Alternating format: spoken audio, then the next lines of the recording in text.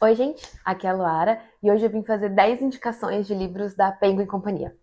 Eu gosto muito da Penguin Companhia, é uma editora que assim eu acompanho há bastante tempo.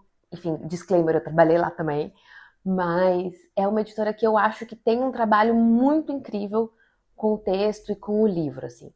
Mesmo antes de eu ter trabalhado lá, eu acompanhava. Quando ela lançou no Brasil, eu queria muito ter a coleção completa, eu queria ter todos os livros da Penguin na estante.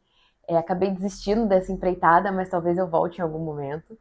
Mas é uma editora que eu gosto bastante, eu acho que tem um trabalho muito legal, tanto de tradução quanto de introdução, pós-fácil, tudo mais. E acho que vale a pena falar de 10 indicações para ler da Penguin. Bem, a Penguin ela trabalha com clássicos, né? A maioria deles em domínio público. Então, são edições que você vai encontrar outras versões em outras editoras, porque são livros que eles, né, os direitos autorais eles já não estão vigentes mais, então todas as editoras podem publicar, não tem que adquirir direitos, nada disso. Então é comum que você veja livros que existam na Penguin e em outras editoras. Então o que eu vou tentar trazer aqui são 10 livros que eu gosto bastante e que eu acho que vale a pena serem lidos na edição da Penguin. Eu vou falar um pouquinho do que eu acho, o que eu não acho, por que eu acho isso, por que eu acho aquilo, e a gente segue conversando. Vou começar falando do Mulheres e Ficção, da Virginia Woolf. Ele é dessa coleçãozinha azul, que são livros bem fininhos, que né, são, às vezes, pedaços de outros livros, ou então capítulos importantes de livros de não ficção. Tem essa característica de ser meio que uma seleta do que você pode encontrar daquele autor e daquele livro. Nesse caso, Mulheres e Ficção, da Virginia Woolf, é uma coleção de ensaios. Então, são ensaios onde a Virginia Woolf fala sobre mulheres e ficção. A tradução é do Leonardo Frois, então é uma tradução super gostosa de ler, uma tradução super fluida, e eu acho que a forma como esse livro foi organizado, né, como esses textos dialogam entre si, faz muita diferença. É claro que você pode ler um zilhão de ensaios da Virginia Woolf em um zilhão de edições, mas essa especificamente eu acho que ela traz uma coleção de ensaios que faz sentido para você pensar o tema mulheres e ficção. Então, com certeza, essa é a minha primeira indicação. A minha segunda indicação vai para o Outono da Idade Média, do Huizinga. Esse livro ele já tinha saído aqui no Brasil pela Cosac Naif, só que era uma edição enorme, assim, muito pesada, cheia de ilustrações, era toda em papel couché. Eu achava muito difícil de ler. Eu realmente achava que não era uma edição, enfim, gostosa e que você lia e fruía muito do que estava acontecendo. Essa edição da Penguin, especificamente, ela tem um prefácio muito legal da Nayara Damas, que é a maior especialista em Huizinga no Brasil. E como o livro ele vai, né, falar, esse outono da Idade Média, é o Huizinga tentando trazer para o texto historiográfico essa ideia de o que é viver na Idade Média. Então tem muito dos cheiros, das sensações, e eu acho que você lê isso sem acompanhar nenhuma imagem é muito legal, porque você está realmente usando o texto para imaginar tudo que está acontecendo. Então, a edição anterior ela tinha muitas imagens e é legal, mas a ideia do Huizinga, quando ele escreveu, foi publicar o texto sem imagens. Então, a edição original holandesa ela não tinha nenhuma imagem de acompanhamento.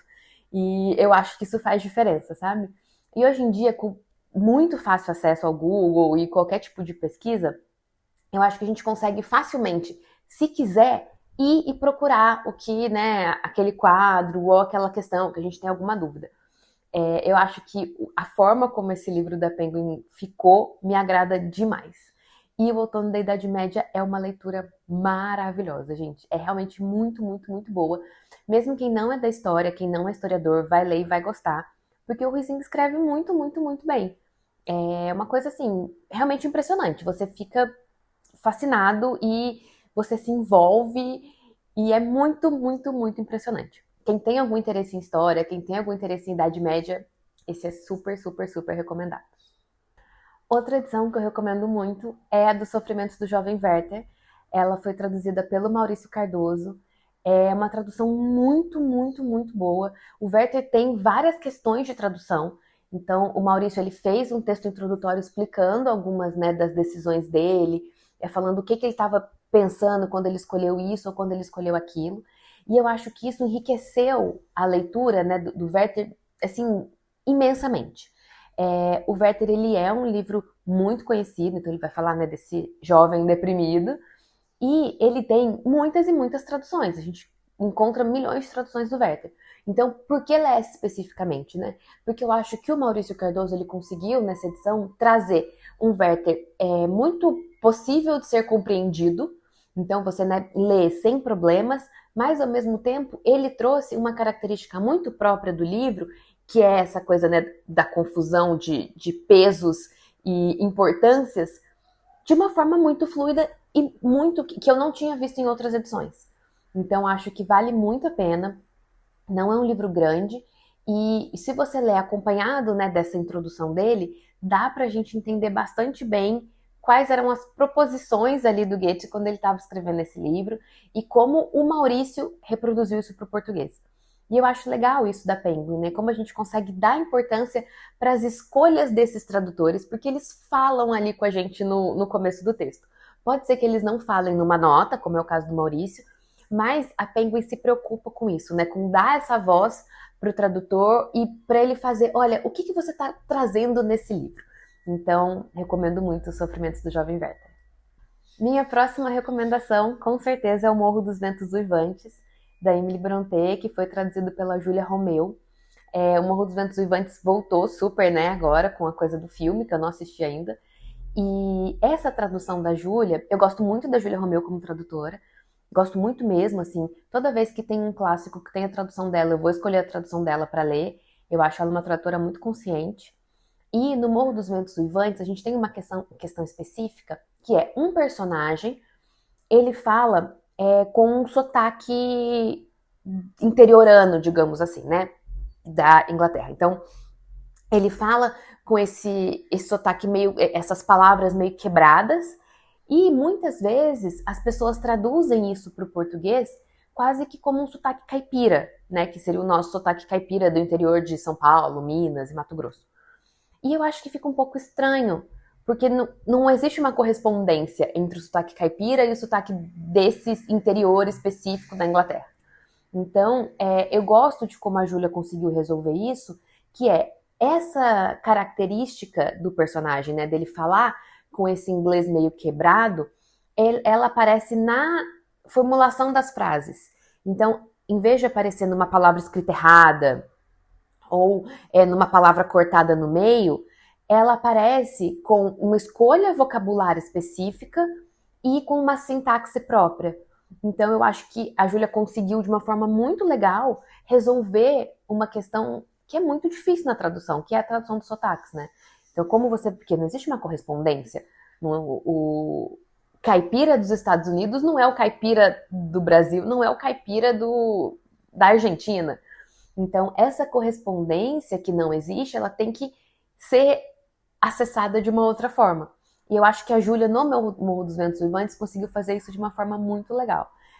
Recomendo muito a leitura, inclusive se você já tiver lido o Morro, para você reler com a tradução da Júlia, para pensar nessas características que ela conseguiu fazer de uma forma que eu achei que ficou muito, muito, muito boa e muito própria dela, né? Então, aí é a minha próxima recomendação. A próxima recomendação que eu vou fazer vem dessa linha da Penguin de traduzir livros clássicos, né, do grego clássico, do latim clássico, que eu acho que é um esforço muito legal, porque a Penguin ela vai, né, e ela contrata esses tradutores que são também pesquisadores, na maioria das vezes são professores universitários e que têm um trabalho muito extenso com esses autores, né, e com trabalhar as ideias desses autores, tanto na linguagem quanto para além dela. E é o caso do Alcibíades, que foi traduzido pelo Celso, e ele traz, né, nesse diálogo do Platão, ele está falando com Alcibíades que quer ser político, e vai discutir temas como justiça, injustiça e tal, de um jeito, eu acho que o Celso conseguiu, né, trazer nesse livro uma forma muito característica de você traduzir esses textos, é uma forma muito correta, mas nem por isso tacanha, nem por isso complicada, porque é um diálogo. São efetivamente, né, duas pessoas conversando. Então, poxa vida, que seja uma conversa, que seja um texto fluido. E eu gosto muito do ensaio introdutório dessa coleção também. Então é isso, essa tradução do Celso Vieira tá muito legal, com um ensaio introdutório muito legal. Então, essa é a minha recomendação de literatura clássica da Penguin. Minha próxima recomendação é um James Joyce, mas não é Ulisses. É o Exílios e Poemas, do Joyce, com a tradução do Caetano Galindo. E esse livro, especificamente, ele tem a peça Exílios, né, que foi, se eu não me engano, a única peça que o Joyce escreveu, e os poemas que ele publicou. Então, a gente tem um compilado, né, dessa obra que não é uma obra narrativa de romance. Então, a gente tem a peça, a gente tem os poemas. E a peça, especificamente, eu não conhecia, eu conheci nessa edição, e ela traz muitas coisas que vão aparecer no Ulisses. Eu gosto muito de Ulisses, eu tô relendo Ulisses com colegas meus, então é muito legal você ter essa coisa meio que vai aparecer de outra forma na peça, né? Então acho que é uma recomendação de leitura diferente, no sentido de que não é sempre que a gente lê peças de teatro, né? Não é uma coisa que é frequentemente lida, e ainda mais de um autor que é uber conhecido por outro estilo narrativo. Então, acho que vale muito. Eu não acho que tenha outra tradução no Brasil dessa peça, posso estar errada, mas acho que é uma leitura que acompanha muito bem Ulisses, ao mesmo tempo em que ela é absolutamente independente. Você não precisa ter lido Ulisses para você ler ela, né? Então, acho que vale a pena e foi uma descoberta muito positiva. Agora, uma indicação de literatura brasileira, que é o Memorial de Aires, do Machado de Assis. Eu gosto muito desse livro. Eu acho que é um livro muito melancólico, é um livro, enfim, eu gosto, talvez seja um dos que eu mais gosto, assim, do Machado. E nessa edição da Penguin, especificamente, a gente tem, né, o estabelecimento e a introdução e as notas e tudo da Marta e do Diego. E eu acho que essa introdução, ela é muito legal. Eu gostei muito de ter lido, porque ela consegue fazer esse panorama e incluir o Memorial de Aires, né, nessa extensa tradição, nessa extensa obra, sem que ele seja apenas, olha, o último livro. Olha, tá aqui o último livro, aqui a conclusão. Não, sabe, eu gosto de como a introdução coloca o livro e fala sobre ele em um contexto um pouco diferente. Outra coisa legal é que o Memorial de Aires ele não tem tantas edições assim quanto os outros romances do Machado. Então, eu sei que tem uma da LPM, inclusive, que foi a primeira que eu li. E não é uma, assim, né? Não tem. Claro que tem muitas, gente, claro. Mas não é Dom Casmurro, sabe? Que tem zilhões de edições. Então, acho que vale a pena. Gosto bastante dessa introdução. E é um livro que eu gosto muito, então queria recomendar. A minha próxima recomendação é o Tristan Shandy, que ficou esgotado muito, muito, muito tempo na edição da companhia. E as pessoas pediam muito para ele voltar. Então, é a mesma tradução do José Paulo Paes, com introdução, com notas, com tudo, mas ela teve uma nova revisão. Então, quando eu estava na graduação, vocês vejam bem, tem muito tempo, o Tristan Shandy já estava esgotado. Então, eu sempre quis ler esse livro, mas eu nunca conseguia. O que aparecia no sebo era caríssimo. E, enfim, demorou muito e muito, muito tempo para conseguir ler. E foi quando saiu essa nova edição da Penguin. Então, esse tipo de atitude também, de trazer um livro que está muito esgotado, uma tradução que é muito pedida, eu acho muito bacana. E esse é um super clássico, né? Muita gente fala que é a inspiração do Machado. Existem milhões de questões envolvidas nisso, mas enfim, vale a leitura. É um livro divertido, é um livro diferente. É um livro que você começa a ler e você fala, mas peraí, não era isso que eu estava esperando de um clássico. Não era isso que eu estava esperando de um livro velho. Então acho que vale, eu gosto muito e fico muito feliz que tenha voltado às prateleiras nessa edição da Penguin. Mais uma recomendação é o De Passagem, da Nella Larsen, com tradução do Floresta. Esse livro, a primeira vez que eu li, tem filme na Netflix, inclusive, mas enfim, a primeira vez que eu li esse livro eu fiquei muito, muito impressionada. Porque é um livro que ele é um pouco desconfortável, assim. Você lê e a personagem é de passagem, porque é uma personagem com sangue negro se passando por branca. Então, tem toda essa questão racial nos Estados Unidos e tal. E a Nella Larsen, ela é da parte desse movimento literário que é a Renascença do Harlem, nos Estados Unidos. E esse livro especificamente, ele tem uma tensão entre os personagens que me deixou muito assim, eu preciso terminar, eu preciso ler, eu preciso ler. Tem uma tensão também um pouco sexual entre as personagens, mas no geral, você tá tenso o tempo inteiro. Você não sabe o que tá acontecendo, você não sabe o que é admiração, o que é raiva, o que vai explodir a qualquer momento. Então é um livro que aparentemente nada acontece, né, no sentido de não tem grande reviravolta, mas é um livro que te deixa tenso o tempo todo. E essa tradução do Floresta, eu gostei demais, assim. Acho que é uma tradução que faz muito jus ao romance e recomendo fortemente a leitura dessa tradução, porque eu acho que Floresta mandou muito bem. Fechando com a minha 10ª indicação, tinha que aparecer uma Jane Austen, eu gosto muito. Eu tenho muita dificuldade com traduções da Jane Austen, não são todas que eu efetivamente gosto. Eu acho que é um texto muito difícil de traduzir, porque não vocabularmente complexo, porque tradutores se especializam, né, em literatura do 18, do 19, tá tudo bem. Mas é porque eu acho que ela tem uma coisinha ali no fundo que é muito difícil de ser transplantada, sabe? Eu, enfim, não acho que é uma tradução fácil por um motivo que eu não sei identificar qual é. Essa é a minha questão. Mas A Abadia, com essa tradução do Paulo Henriques Brito, é um livro que eu super recomendo nessa edição da Penguin. É um livro que eu gosto muito, eu acho um livro divertido, eu acho um livro curioso, eu acho um livro que te faz dar risada, e é um livro que tem todos esses comentários sociais, todos esses comentários de, né, falando com a literatura da época, que é muito bacana. E essa edição especificamente, que tem essa tradução do Paulo Henriques Brito, eu acho que consegue pegar esse humor. Porque eu já tentei ler outras traduções em que eu não gostei muito do tom do humor, assim. Ou era muito escrachado, ou então fazia de conta que não tinha humor nenhum. E essa não, eu acho que tem um balanço muito legal, assim. Então, recomendo. Eu recomendo, inclusive, para quem nunca leu Jane Austen e tem vontade de ler, acho que você não precisa começar por Orgulho e Preconceito, você pode começar por esse.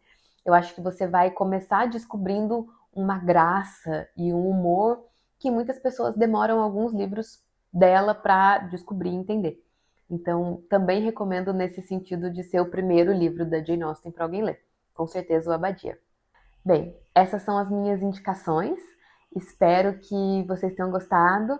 E eu quero fazer isso também com outras editoras, com outros selos, que é pegar esses livros que eu gosto muito de determinado selo editorial. Também queria perguntar para vocês quais são os livros preferidos da Penguin de vocês, para eu poder ler também, porque eu não li todos os livros da Penguin, apesar de querer muito.